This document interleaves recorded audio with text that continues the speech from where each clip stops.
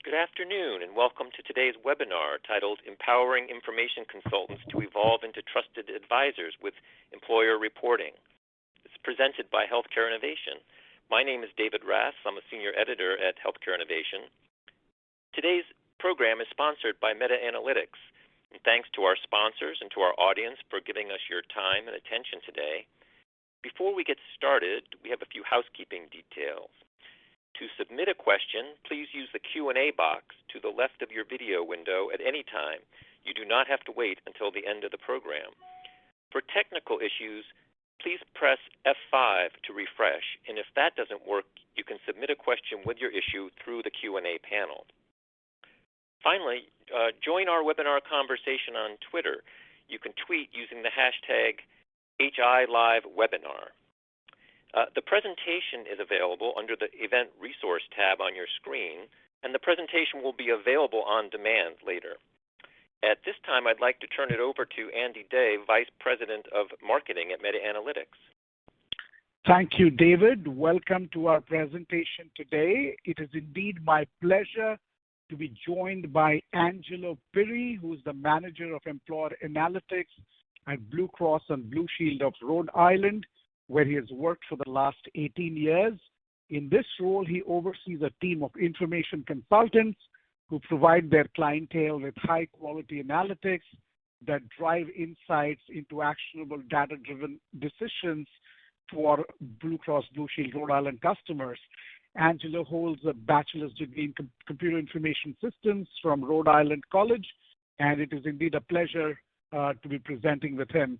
Quick look at the agenda. I'll be talking about some of the forward-looking aspects and implications of COVID-19 challenges confronting healthcare providers and payers, and then transition this over to Angelo, who will take you through a detailed case study on how Blue Cross Blue Shield, adapted or adopted a strategy around employer reporting with specific business objectives, implemented self-service analytics, and then some of the use cases, most importantly, the value they've seen from those use cases and how that's driving their innovation going forward.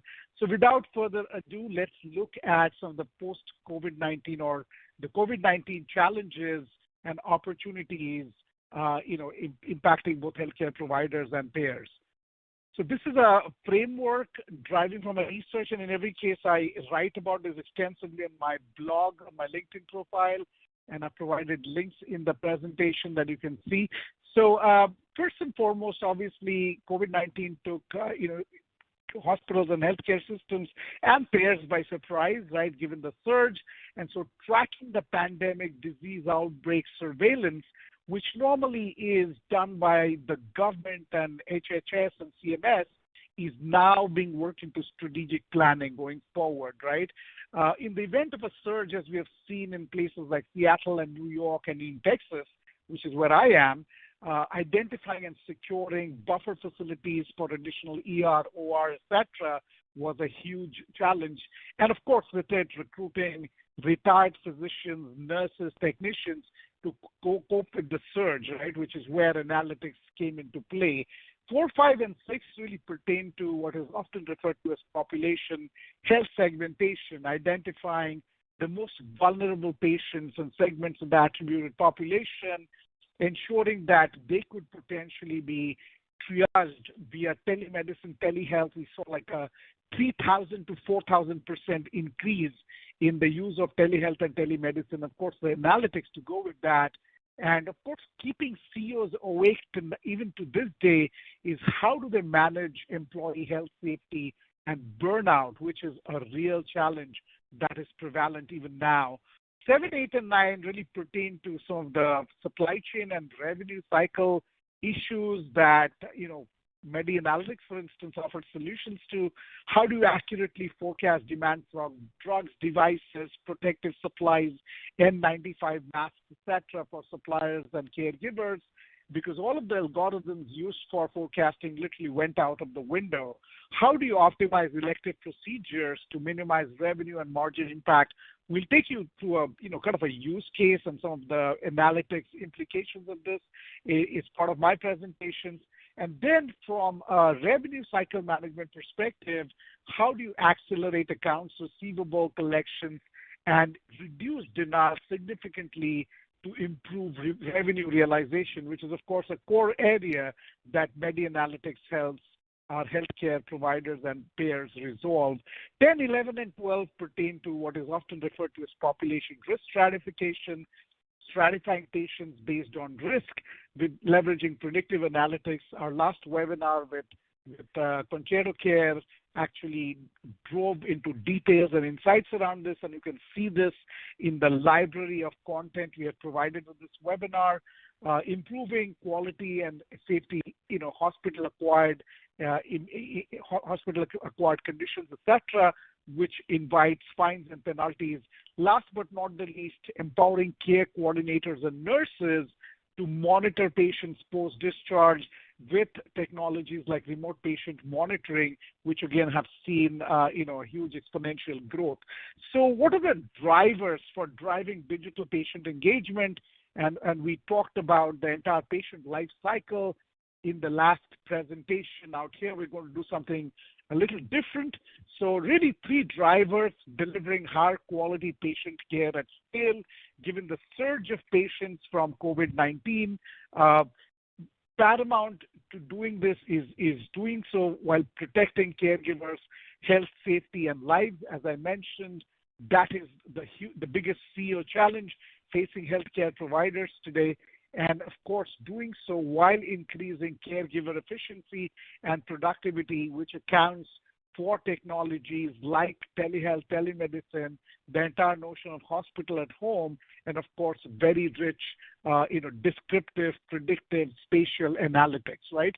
So what are some of the use cases that are going to be enabled by AI and analytics in the new normal and beyond COVID-19, proactively identifying patients with comorbidities who are at high risk for adverse health events? And one of those, COVID-19 is going to be a chronic condition for those who have unfortunately been afflicted, right? And working that as a comorbidity is going to be interesting. Projecting the total number of hospital beds and constrained capacity, again, is an area where analytics will be at work. Identifying and targeting, in the wake, once we emerge from COVID-19, which are the elective procedures that you prioritize for patients based on both demand and capacity? And we'll take a look at this use case from an analytics perspective in some detail. Enabling a 360-degree view of patients for clinicians and nurses at the patient bedside, given that the analytics from your friendly neighborhood electronic health record often does not suffice, which is where analytics solutions from companies like MedeAnalytics comes at play. While telehealth and telemedicine, remote patient monitoring have seen an exponential increase, equally important is the analytics to understand demand and supply, right? Connecting the right patient with not only the right clinician, but also the technicians, caregivers, etc., and then ensuring the vital signs and other data captured in the process. Population health stratification, risk scoring for chronic diseases like cardiovascular disease, COPD, diabetes, cancer is probably one of the foremost areas where artificial intelligence and predictive analytics is finding use today. We saw a very, very interesting application of this with Concerto Care on our last webinar, and I really encourage you to see the recording of that webinar because very insightful from both a payer and a provider perspective. From a revenue cycle management perspective, how do we deploy predictive analytics to identify potential denials, understand their root causes, and manage this to ensure that you can realize your revenues and meet your top line and bottom line challenges? This is something that we at MedeAnalytics excel at, and we'd love to partner with you to address those challenges. Interestingly enough, in other parts of the world, predictive analytics on cell phone data and sentiment analysis to identify disease outbreaks is almost turning into fine art, especially in countries like China and India, right? Given that they bore the brunt of COVID-19 when it first happened. And last but not the least, this is my transition into my next segment, which is we talk about digital transformation in terms of telemedicine, telehealth, remote patient monitoring, even AI analytics, but medical robots to capture vital signs, etc., is going to be significant. In fact, it is emerging in large areas, right, across Asia, and hopefully we're going to see that make an advent in this country and in North America. So let's look at that. And why is that important from a payer perspective? Because just as the advent and explosion of telehealth, telemedicine, had payers looking at their reimbursement mixes and new reimbursement models, it is my visionary perspective and assertion that proliferation of medical robotics is going to demand that same kind of due diligence and emergence of new models. So here is the kind of a strategy framework I've crafted, keeping chief innovation officers in mind in terms of areas where medical robotics could play a significant role in healthcare as we emerge from COVID-19, given that there are 7 billion people across the world that will need to be vaccinated for us to feel truly safe, right? So obvious areas, sanitizing medical instruments, devices, and equipment, with robots equipped with ultraviolet light and machine vision, no-brainer. The second one is already happening in places like Thailand, where automated guided vehicles who actually are dressed up like nurses and are bilingual, they can Thai and Chinese, can take everything from blood samples to drugs, devices, etc., and transport it across the hospital, and they can easily be reprogrammed by real nurses using touch screens built into the backs of those nurses. You can actually see details of this in this pretty detailed blog post I've written up on my LinkedIn profile if you're interested. Enabling patients with interactive data entry, especially seniors who are challenged doing so when there's the same paperwork to be filled out, can be accomplished with robots equipped with IVR or interactive voice response. The second area, paramount, right? This is probably one that's going to be the biggest driver of medical robotics, is capturing vital signs from patients without direct caregiver contact. So while it's easy to envision a robot that does infrared temperature monitoring in every hospital or clinic or even large retail stores, we now see the emergence of robots which can actually draw blood. There's a company called AccuVin doing that, as well as those from companies called Zenex, which can capture blood pressure, sugar levels, etc. Enabling and supporting clinical procedures to accelerate patient recuperation. Huge area. We've all heard of, robotic surgery with Da Vinci robots from Intuitive Surgical, one of my customers from my previous life. We now have a slew, an explosion of investments in companies like Maser Robotics, and in fact, well-known medical device companies like Medtronic, Smith & Nephew, Stryker, Zimmer Biomet, as well as emergent companies like Global Medical and Stereo Access are actually developing robots to be able to do that. Delivering physical therapy to enable gait, balance, and locomotion. Obvious area. I've seen my wife undergo some of this. And also exoskeletons to support locomotion and movement, which is like a skeletal robot, right? Equipped with the electronics and the robotics, developed for helping soldiers, for instance, who have come back from Iraq and Afghanistan and were injured, is going mainstream. And of course, machine vision robots for remote patient diagnosis and telehealth from companies like Luvozo and Antibots. Anybots are being developed, and they're making their way into senior citizens' homes, etc. Enabling post-discharge patient care and recovery. A lot of this is, believe it or not, is already mainstream in countries like Japan, where they have a huge growing senior citizen population and not enough people or nurses to tend to them, especially given high labor costs. So things like serving food and medicine and applying bandages is happening in Japan. Machine vision robots for remote patient monitoring.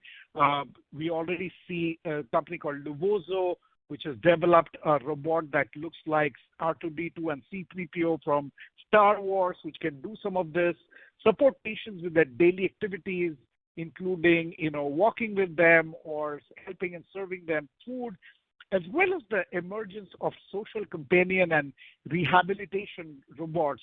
There's a robot called Paro. It's called the Paro Therapeutics robot. Looks like, it can be a dog or a, animal that is comforting, and it can actually do, verbalize limited commands and also remind senior citizens to take their vital signs or medication, etc. So net huge emerging area of technology for digital transformation of healthcare that will hopefully proliferate going forward. And both from a provider perspective in kind of looking at this framework and looking at which areas to prioritize from a robotic adoption perspective, but also for payers to understand how this impacts reimbursement mixes.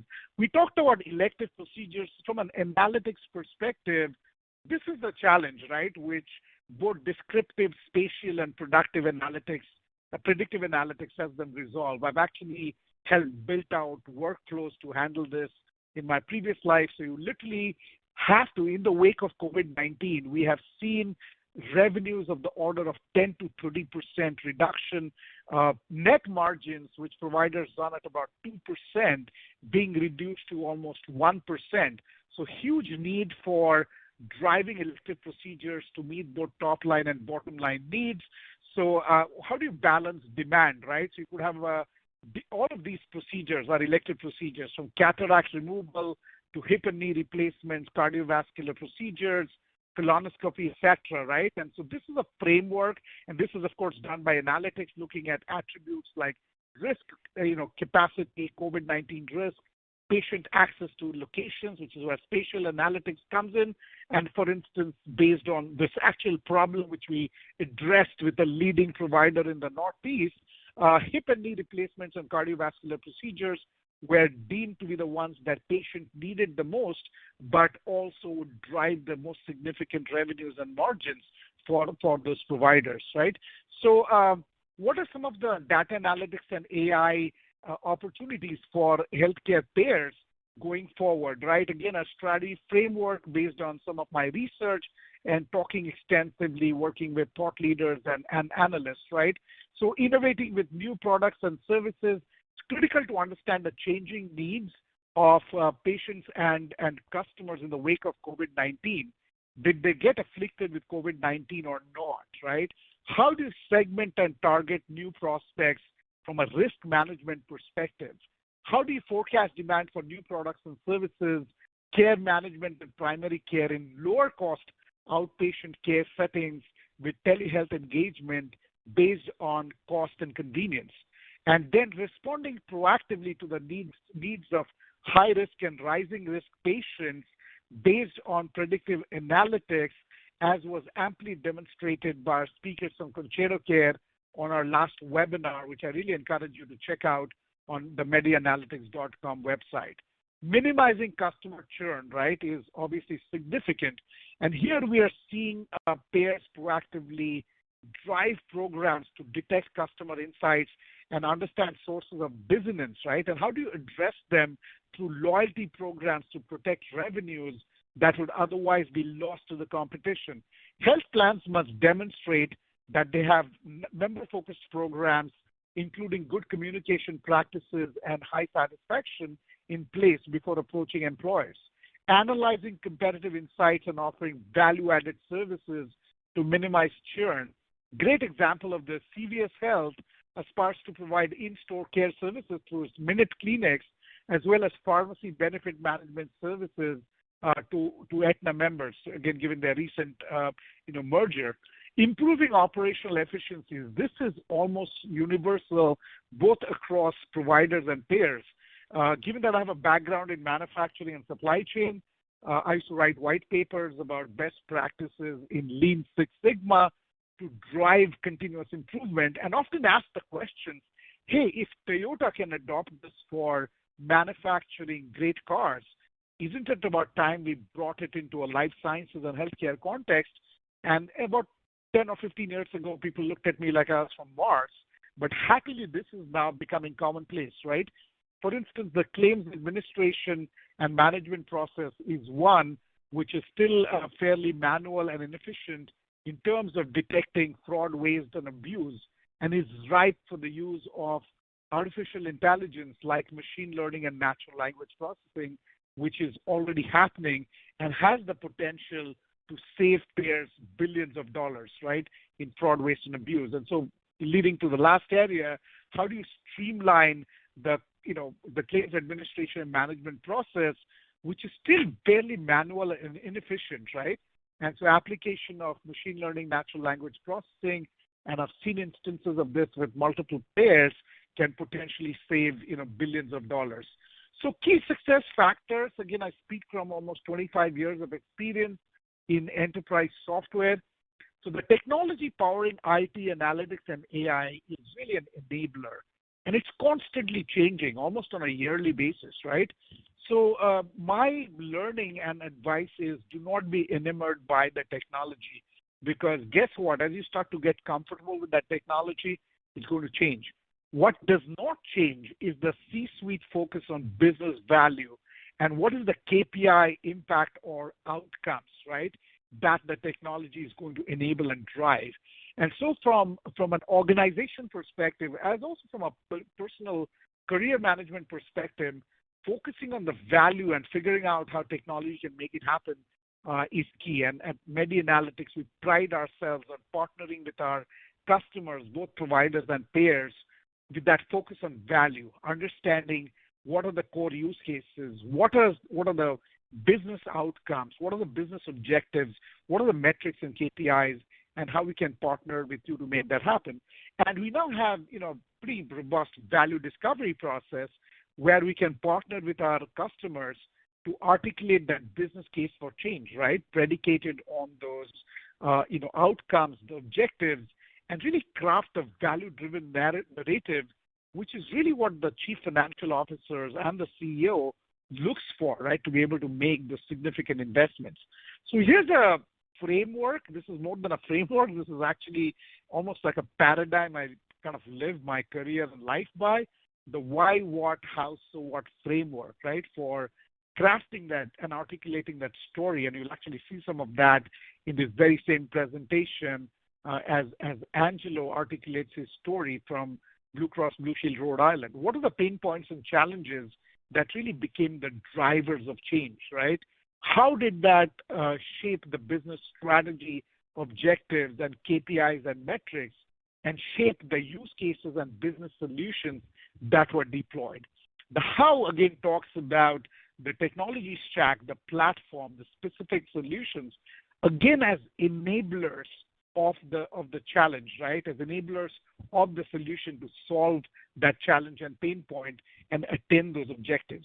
And all of this comes to naught if you can't articulate the so what.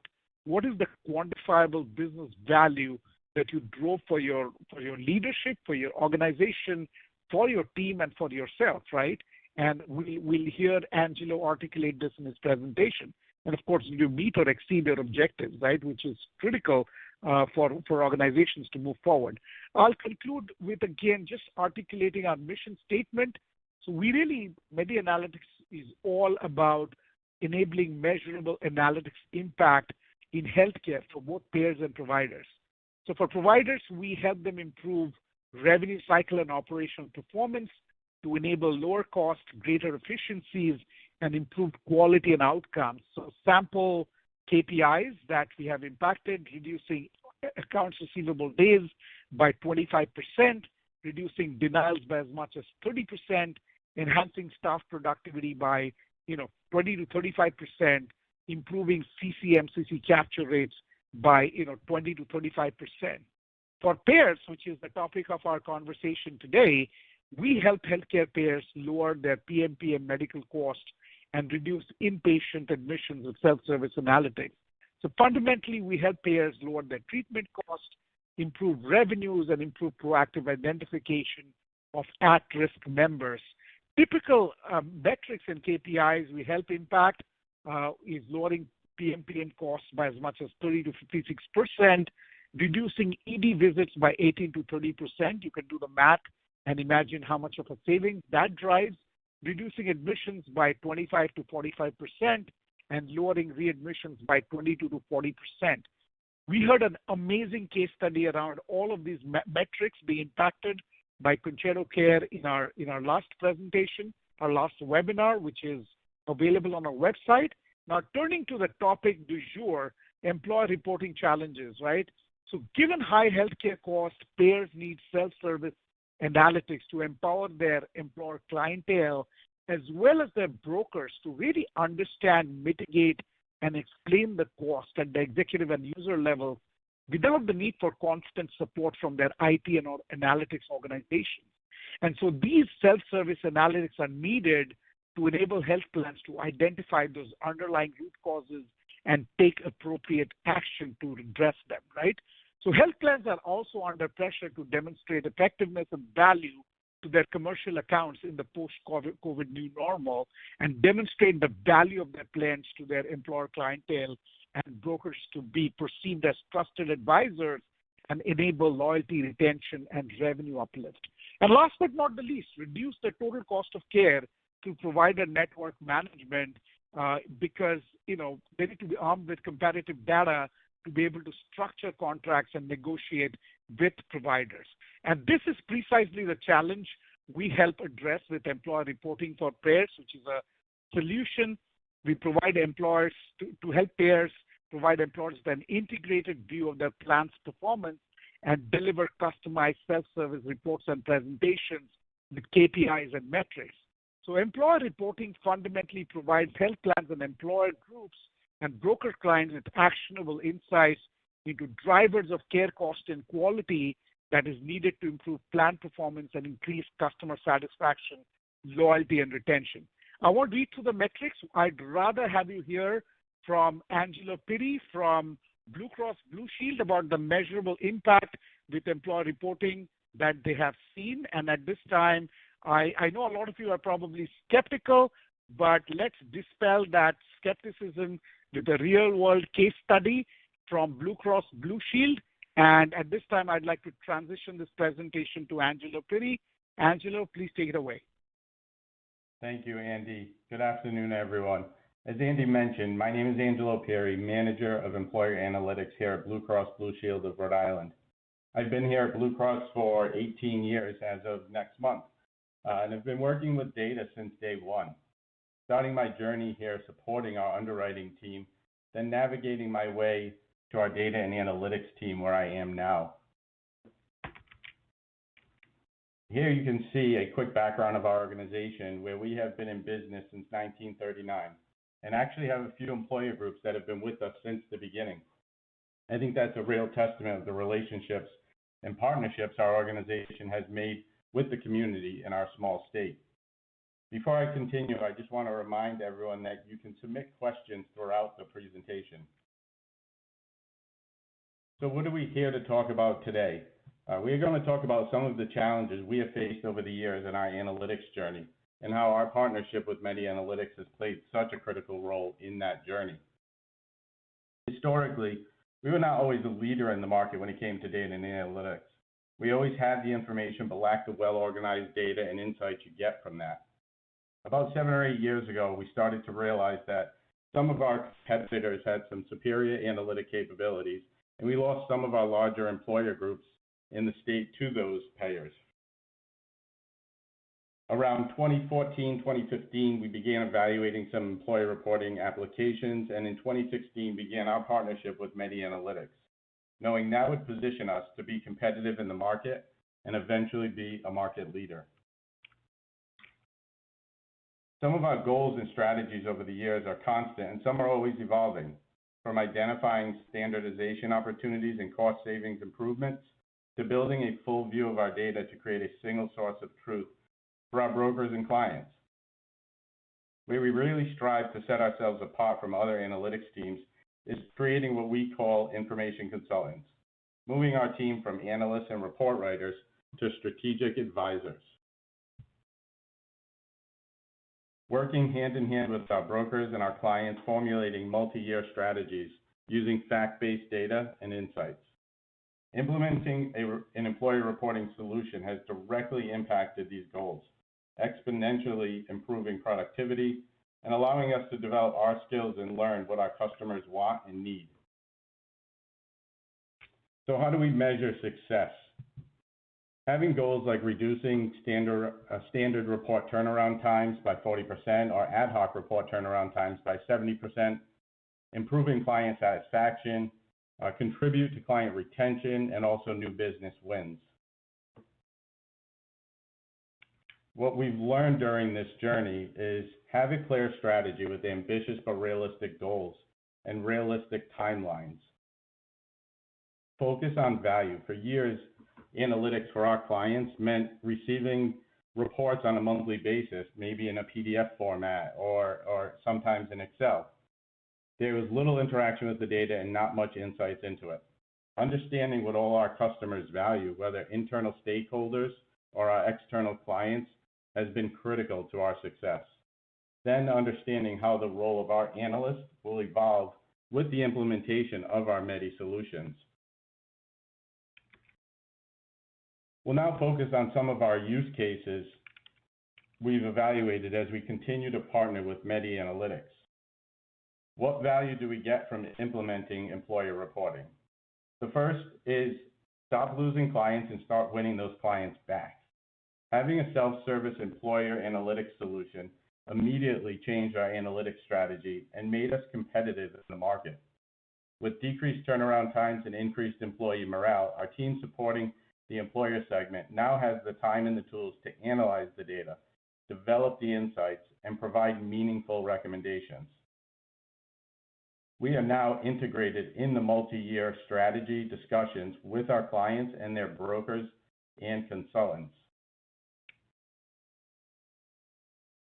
We knew it was time to go out and exceed the expectations of our brokers and clients, help them to proactively identify cost drivers that will assist in renewals, discussions, and financial planning, regularly supporting their analytic needs as trusted advisors. So we talked about some of the metrics and goals we set for ourselves, and here are the outcomes. We set out to have a reduction in turnaround times of 40% and 70%, and we exceeded both of those goals while also contributing through increased efficiencies and revenue growth. Another one of our goals was to give our clients and brokers direct access to some of the data, reporting, and insights. This was something that we never had and something we knew that our clients needed and wanted. Many of our competitors had this, and this was something that we knew it was time to provide them. So giving our clients the ability to self-serve nearly eliminated turnaround times for some of the most standard and basic reports. So having the ability to identify cost drivers, prepare renewal discussions, and make decisions based on data, which is now at their fingertips. Now being able to work with our information consultants on more advanced analytics and strategy discussions. This allows our information consultants to spend more time with our clients, with our brokers, and with our consultants, and to really understand what their needs are and what we can do for them as information consultants. To summarize, here's a quick snapshot of those values and outcomes we measure and will continue to evaluate. These numbers here show there's clear value in deploying the employer reporting solution. For our team, we are not stopping here. We continue to grow and look for new opportunities to support all of our customers and be a best-in-class analytics team. These are some highlights of our strategic roadmap for the next 18 months. As you can see, partnering with MedeAnalytics on multiple solutions and projects is critical to our success. As you can see in the predictive analytics, working on some account forecasting gives us the opportunity to look ahead and really try and see trends developing before they hit and really let our clients and consultants know. COVID-19 is one area, as Andy mentioned, is a struggle for a lot of payers and providers. And for us, trying to understand how COVID-19 data over the last 18 months fits into the work that we're doing. Clearly, that data is not something that we can use to predict future, because this is definitely a unique situation in that you don't see a global pandemic very often. So really trying to understand how we use that data going forward will be critical. Within our information consultant, building out some client segmentations, really understanding the different areas and different industries within our state. We live in a very small state and have very unique needs here in Rhode Island. So really trying to understand those needs for each of our clients. Getting into more advanced pharmacy analytics. And then one big key item is the data integration and visualization. Trying to bring more of that data into one solution, moving telemedicine, wellness, ACG data into our Medi solution is critical, and really trying to develop that one-stop shop for data. So as you can see, partnering with Medi on these solutions is really critical and really important. At this point, I would like to thank Andy and the MedeAnalytics team for giving me the opportunity to talk to you all today. I would also like to give a special thanks to Caitlin Hahn, our account executive there at MedeAnalytics. The work Caitlin does on a daily basis is a major contributor to the success of our partnership. So at this point, I will pass it back to David for some Q&A. Great. Thanks so much, Angelo. We have some questions here from the audience. The first one is, what is the growth in your employer reporting consultant team at Blue Cross since you embraced employer reporting? So we've continued to grow our team from there and really started to transition to this information consultant role that we have today. We knew the value in the information consultant role was critical, and it was where we wanted to move. So the way our team works is we have each information consultant really focus on about 5 or 6 of our top clients. We began that with one information consultant, starting off with just 5, and we've gradually moved and added 2 more. So we're at a point where we're now, providing this service, this consultant level service to, 12 to 15 of our top accounts. And in a small state like Rhode Island, 12 to 15 clients, those are the biggest clients and employer groups throughout the state. So we continue to grow that and continue to add on more of those large clients as we move forward. Great. The next question is, how has employer reporting led to higher client satisfaction and retention at Blue Cross Blue Shield of Rhode Island? And are you gaining new business with the ER solution? What can we learn from your experience? Yeah, absolutely. Like I mentioned earlier, a lot of our competitors have had the self-service environment, and some for years before us. So as we moved into this self-service environment and provided this to our clients, we've noticed an increase in satisfaction in that they have access to that data directly. It was a big need for many of our brokers, and having that available and being able to run a lot of their data and the analytics right at their fingertips has been critical to our success. And over the last 3-4 years, as we have grown and implemented this information consultant role, we've since won back many of those clients that we had lost 5, 6, 7 years ago. And those are being some of our largest clients within the state. So we've not only seen growth in win-backs from some of those that we've lost, but even just new clients we've never had before. Great. The next question asks, did you evaluate other solutions for employer reporting before adopting Mede, and why did you choose MedeAnalytics over these solutions?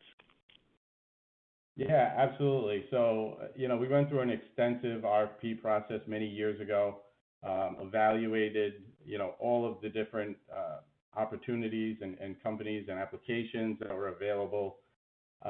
And when we sat down and worked with MedeAnalytics and saw what they had to offer and the people that we were working with, it really provided us everything that we needed from an employer reporting application. It gave us that front-facing client tool that our clients and brokers had the ability to quickly learn and use.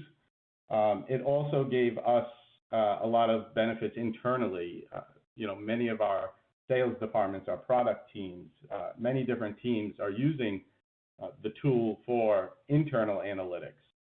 And then our team, it gave us the robust analytics and ability to run many of what we needed for our team to be able to do a lot of that advanced analytics. So there was really multi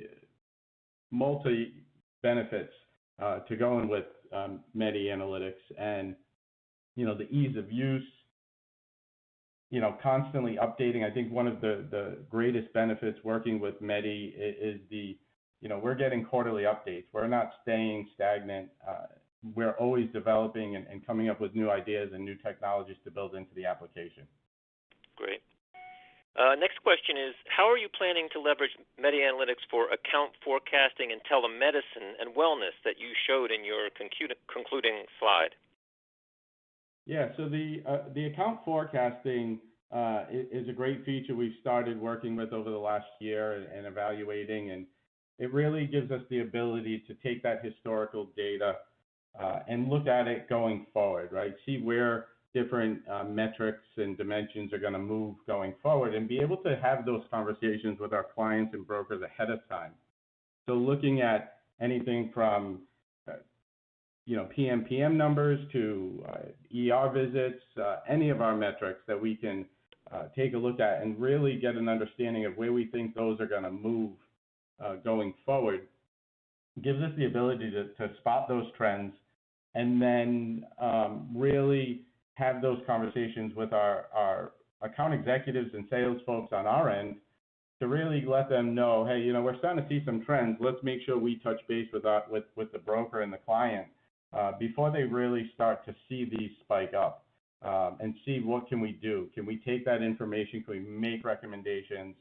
And what can we really do with that information so that we can give those clients that heads up before things really go out of control on us. So that's the approach with the account forecasting. For the telemedicine and the wellness, as we move that data into the employer reporting application, it gives us a couple of benefits. One, puts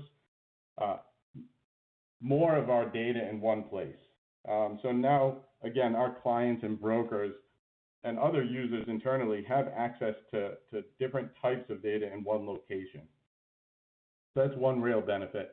Another is how we can tie that information to claims and really start to look for different types of trends. In the COVID world, we've seen the telemedicine, as Andy mentioned, telemedicine usage has skyrocketed. And, I personally don't think it's going to drastically change in the future. I think telemedicine is here to stay, and the high usage, I think, will continue. And so being able to look at that specific information, looking at when people are using telemedicine, it also includes things like survey data. So are they happy with the telemedicine? Were they happy with the call? Really gives us the ability to look at how the telemedicine usage is trending and where we think it's going to go, and really be able to recognize those benefits as it goes forward. And then the wellness data, very similar. We can take a look at the different wellness programs and the results of those programs, things like reward programs within the wellness data, and tie those to the medical claims to really get an understanding of how those wellness programs are having an effect on different claims and how those claims are trending. Great. And Andy, by the way, Angelo is doing a great job answering these questions. If you want to chime in at any point, just let me know. Absolutely. I'm not shy. Yes, absolutely. The next question is, how are you using behavioral health and social determinant of health information? Yeah, so, again, right, we keep talking about COVID-19, and I think with behavioral health, it has become more prevalent and something that's more visible to everybody. And so we really try to use a lot of that behavioral health information internally, again, to try and help our clients recognize when there may be certain things going on within their population, and working with them to maybe help with EAP services or anything that we can partner with their account executive and their broker to give them that information around behavioral health services. Make sure their employees are getting the services they need at the appropriate place. To help try to keep down the ER visits and the inpatient stays. So, really trying to take a focused look at that behavioral health data and really help to guide our clients. And then social determinants of health within the employer reporting application. For us, it's something we're just starting to use. So really trying to get a good understanding of where our members are and what their lifestyle is, and how can we help our product teams by giving them that information, the financial information and the social information, and how our members are living their lives, and trying to help that product team develop better products to support those members. Great. If I can just add to that, social determinants of health data is so important. That is pretty much standard capability, especially in our population health management solution. And the previous webinar with Concerto Care, which I've referred to multiple times, again, is another great example of how social determinant of health data is actually pulled into the mix and is used to drive a risk-based approach to things like population health segmentation, population risk stratification, which is one of the primary areas, right, where it's being applied. So strongly encourage everyone to check out that webinar as well. Okay. If anyone else has any more questions, please put them in the Q&A box. We have one more right here. What access controls do you have in place to control for HIPAA concerns?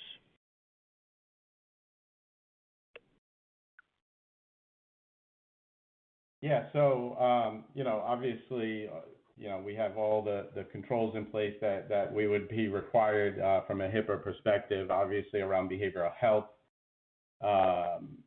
keeping that information private and only working with those on a need-to-know basis, and really making sure that when it comes to, especially around the behavioral health, that, we're using a lot of that data internally with the appropriate people and have the appropriate controls in place.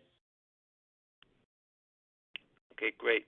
Well, Angelo or Andy, any final comments before we wrap up? No, I'd just like to take this opportunity to thank Angelo for collaborating with us and me personally to build out and deliver this, compelling presentation, right? Some amazing work that he and his team have done, for which, again, I'd like to, convey my kudos and my felicitations to him, and thank everyone in the audience for making time in their day, right, to come and listen to this compelling case study. We hope you found it interesting. If this is of immediate, if this is an immediate challenge and you want to drive to the kind of value that Angelo and Blue Cross Blue Shield Rhode Island have seen, please, use the Q&A, cite your name, job title, company, and contact details, and we'll try to get in touch with you within the, next 72 hours or so. But again, thanks to everyone in the audience for making time to listen to this webinar. And once again, a very special thank you to Angelo and our friends from Blue Cross Blue Shield Rhode Island for sharing this amazing success story. Great. Well, speaking for healthcare innovation, we want to thank MedeAnalytics for sponsoring today's program, and we also want to thank our audience for joining us. We hope you'll join us in the future for another healthcare innovation webinar. So that concludes today's presentation. Thank you.